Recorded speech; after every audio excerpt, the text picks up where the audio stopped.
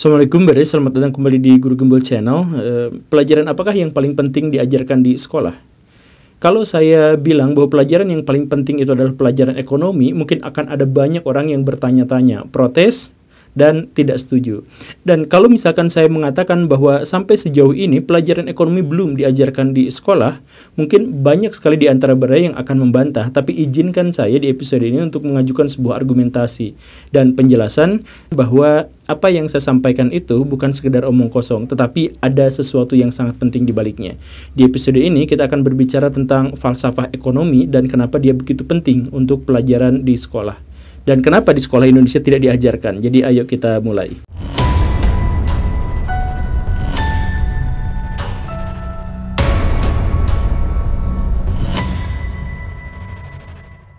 Baraya, banyak orang yang mengatakan bahwa filsafat itu adalah induk dari seluruh ilmu pengetahuan. Saya pikir Baraya juga setuju dengan itu, dan itu adalah sebuah pernyataan yang logis dan konsensus diterima oleh masyarakat. Tetapi pernyataan itu saya pikir harus dilengkapi oleh satu hal yang lain, bahwa walaupun filsafat adalah induk dari seluruh ilmu pengetahuan, motif dari seluruh ilmu pengetahuan adalah ekonomi. Kenapa bisa seperti itu? Karena seluruh ilmu pengetahuan itu tanpa kecuali muncul karena satu alasan yang sama, yaitu untuk memenuhi kebutuhan manusia. Dan dalam hal itu, maka ilmu-ilmu yang ada itu sebenarnya adalah ilmu tentang kegiatan ekonomi. Karena apa? Karena ekonomi itu adalah ilmu tentang cara memenuhi kebutuhan manusia. Begitu. Kenapa ilmu ekonomi itu muncul? Kalau kata Mamang Adam Smith dalam bukunya yang sangat terkenal itu, ekonomi itu muncul karena dua hal. Ada gap antara dua hal. Yang pertama adalah kebutuhan manusia yang tidak pernah terbatas, tidak pernah bisa dipuaskan, dan alat pemuas kebutuhan manusia yang justru jumlahnya sangat terbatas. Karena ada dua hal ini dalam satu gap yang sangat besar, ada kesenjangan yang besar di sini, maka ilmu ekonomi itu muncul untuk membuat manusia bisa mengakomodasi satu hal tertentu agar alat pemuas kebutuhan itu ternyata bisa memuaskan kebutuhannya walaupun hanya sementara. Begitu ceritanya, kan ekonomi itu munculnya dari situ. Dari situlah Baraya kemudian menjadi sangat paham, kan tentu saja ya, kenapa ekonomi menjadi ilmu yang paling penting dalam konteks ini. Tetapi kita juga harus melengkapi dengan hal yang lain, bahwa ekonomi itu juga bukan hanya bisa dilihat dari situ, tapi ada satu rahasia yang mungkin tidak disadari atau mungkin disadari tapi tidak pernah disampaikan. Yaitu apa? Bahwa kebutuhan manusia untuk hidup sebenarnya itu meniscayakan kematian bagi pihak yang lain. Jadi ketika kita berburu bagaimana caranya untuk memenuhi kebutuhan kita, bagaimanapun tidak bisa tidak, kita pasti mematikan pihak yang lain. Itu adalah hukum kehidupan. Jadi hal yang sederhananya begini, ketika ada pohon mati, disitulah tumbuh jamur. Jadi jamur bisa hidup setelah ada pohon yang mati di situ. Kalau misalkan Baraya menghubungkan dengan realitas manusia saat ini, Baraya hanya bisa hidup ketika bisa mematikan pihak yang lain. Baraya makan misalkan, makan nasi. Nasi itu sebelumnya pernah hidup. Lauk dari nasi itu apa? Misalkan ayam. Ayam sebelumnya pernah hidup, dimatikan biar Baraya bisa makan, dan karena itu Baraya bisa melanjutkan kehidupan. Pada faktanya sampai sejauh ini, seluruh makanan yang Baraya makan itu semuanya pernah hidup kecuali dua hal. Yang pertama itu adalah air, dan yang kedua itu adalah garam. Hanya dua itu yang sebelumnya tidak pernah hidup. Sisanya semua makanan Baraya itu pernah hidup. Nah, biar Baraya bisa bertahan hidup, Baraya harus mematikan pihak yang lain. Karena itu, di sini ilmu ekonomi itu terkait dengan alat pemuas kebutuhan sebenarnya juga adalah ilmu tentang mengalokasikan atau menentukan siapa yang harus dikorbankan untuk memutuskan siapa di antaranya yang dihidupkan. Begitu. Jadi ilmu ekonomi itu dalam konteks itu sangat-sangat kejam. Saya harap Baraya paham ya maksud arah kemananya gitu.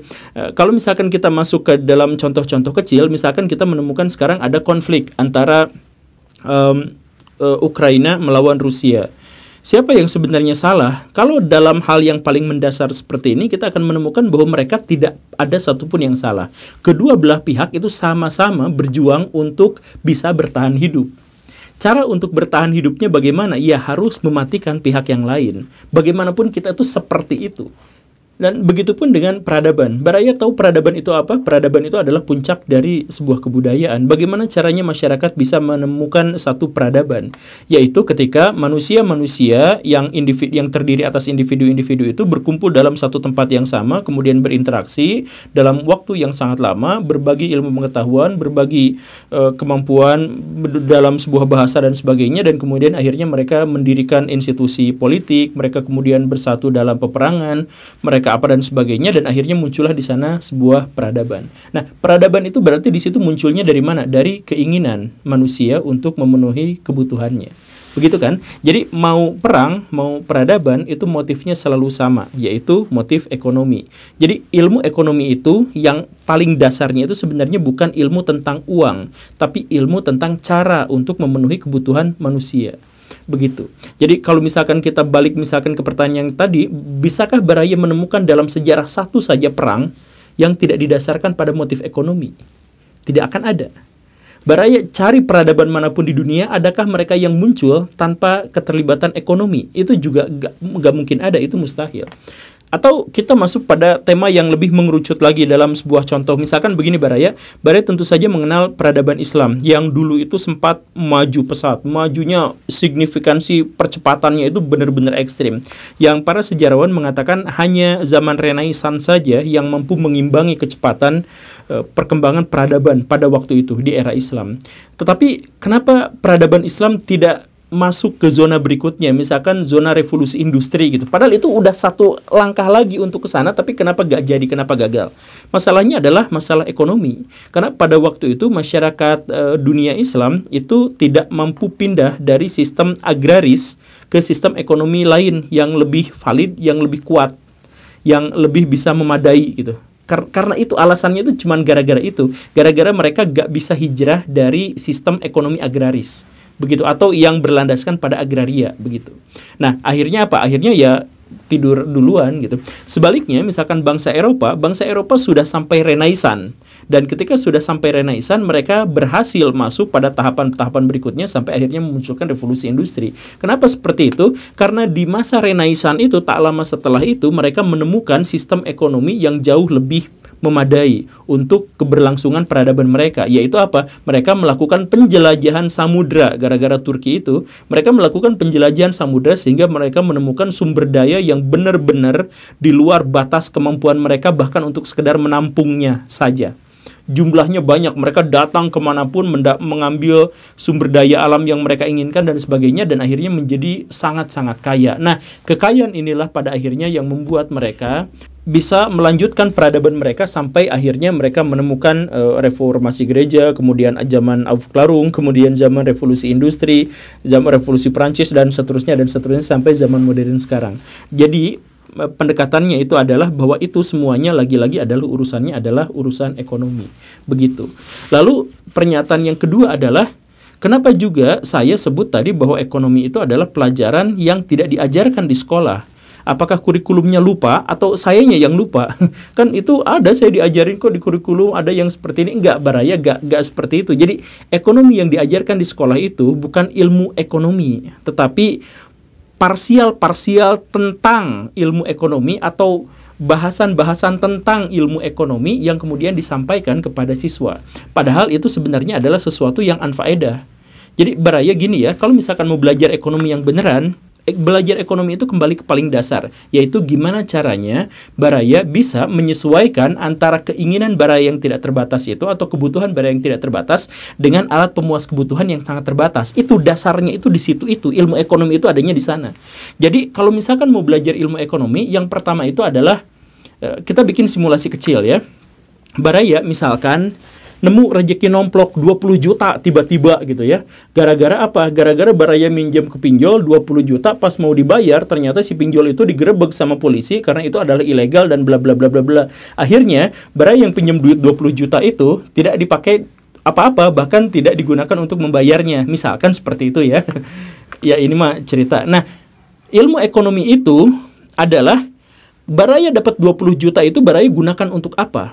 Berapa persen yang Baraya simpan untuk investasi, berapa persen yang Baraya simpan untuk kebutuhan, berapa persen yang Baraya gunakan untuk menabung. Dan kalau misalkan Baraya belanjakan itu untuk apa? untuk aset berapa persen, untuk konsumsi berapa persen. Nah, pelajaran ekonomi yang paling dasar itu adalah pelajaran itu. Bagaimana ketika kita memiliki uang, kita memanajenya, mengelolanya. Kan seperti itu. Tapi diajarin nggak di sekolah? Enggak. Yang diajarkan di sekolah itu adalah tema-tema yang sangat bombastis gitu. Tema-tema bahwa sistem ekonomi kapitalis begini, sistem ekonomi sosialis begini, dan sebagainya. Itu kan kajian-kajian akademik gitu. Kajian-kajian yang seharusnya disampaikan di universitas kalau ada anak-anak tertentu atau ada orang-orang tertentu yang mau belajar ekonomi secara keilmuan, secara akademik gitu. Sedangkan ilmu ekonomi yang harus kita butuhkan, yang penting banget untuk kita adalah bagaimana caranya agar kita bisa menyesuaikan antara kebutuhan dengan keinginan kita atau dengan alat pemuas kebutuhan itu. Kan seperti itu. Contoh lain, Baraya misalkan mau hidup, kan yang saya bilang tadi, kalau misalkan Baraya mau hidup, maka cara terbaiknya itu adalah dengan membunuh pihak lain, atau menghilangkan nyawa pihak lain, atau mengurangi jatah pihak yang lain, kan begitu. Nah, maka ilmu ekonomi sebenarnya adalah ilmu tentang pertukaran, gimana caranya agar kita bisa menukarkan sesuatu di mana kebutuhan kita itu ternyata bisa terpuaskan dengan pertukaran itu. Maka salah satu yang paling sering disebutkan dalam ilmu ekonomi itu adalah kegiatan perdagangan, karena di situ ada distribusi, ada konsumsi, dan ada produksi. Nah, kalau misalkan Baraya berdagang, misalkan Baraya dagang batagor di Belanda, ternyata nggak laku-laku.